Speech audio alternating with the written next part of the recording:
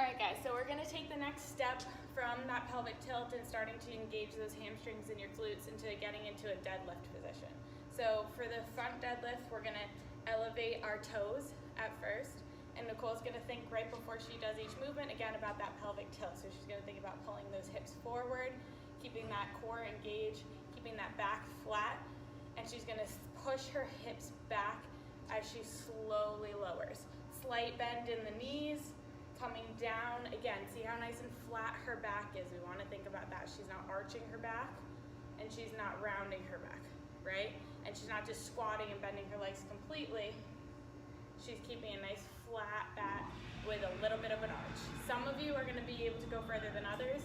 I want you to go until you can't bend anymore. All right, so then slowly come up. As she comes up, she's gonna straighten up, set those hips, and come back down again. Good, again, slight bend in the knees.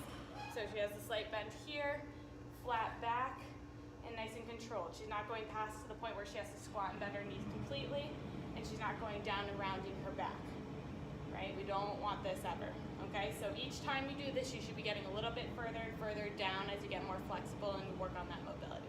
Once you've done those, you're gonna go and elevate your heels. Now again, this can happen on a curb, this can happen on anything. We're using a plate right now, anything that will elevate your toes and your heels. So again, same idea when we do this. She's gonna set those hips back, push them back, slight bend in the knees, keep that chest back. Shoulders are back, right? She's not rounding her shoulders.